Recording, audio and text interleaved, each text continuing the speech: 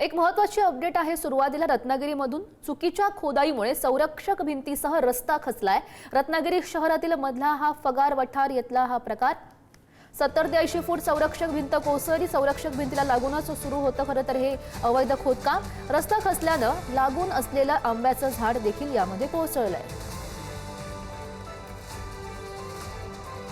सकाळपासूनच पावसाची धुवाधार बॅटिंग रत्नागिरी शहरामध्ये सुरू आहे आणि आपण जर पाहिलं तर आपण रत्नागिरीतील परटवणे या फगरवाटार या परिसरामध्ये आहोत आणि इथे जर पाहिलं तर चुकीच्या खोदाईमुळे संरक्षण भिंत त्याचबरोबर रस्ता आहे पूर्णपणे खचला आहे। रत्नागिरी शहरामधील फगरवाटारमधील ही घटना आहे। जवळपास 70 ते 80 फूट ही संरक्षण भिंत आहे ही पूर्णपणे कोसळली आहे। या संरक्षण भिंतीला लागूनच असलेले जे अवैध खोदकाम आहे या खोदकामामुळे कुठेतरी हे रस्ता खचण्याची घटना घडली अशी देखील स्थानिकांमधून या ठिकाणी बोललं जात आहे।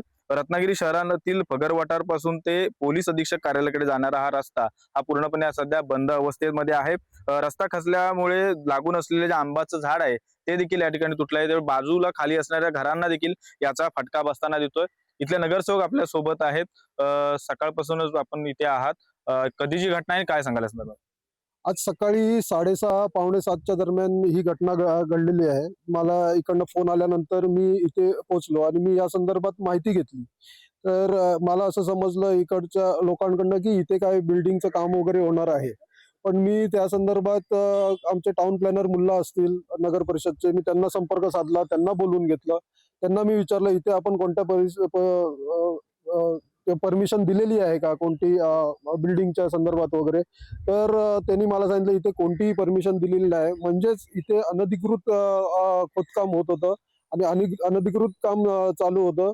त्याच्यामुळे या संदर्भातले मी तहसीलदार साहेबांनाही संपर्क केलेला आहे आणि त्यांनाही सांगितलेलं आहे आणि आमचे नगर परिषदचे सीओ गारवे साहेब त्यांना सुद्धा सांगितलेलं आहे आणि यांच्यावर कडक ते कडक कारवाई करायला सांगितलेली आहे। इथले ग्रामस्थ देखील आपल्या सोबत आहेत। कालपासून कुठेतरी तडे जाताना दिसत होते तुम्हाला, चुकीचं खोदकाम आणि त्यामुळे फटका बसतोय, काय सांगा?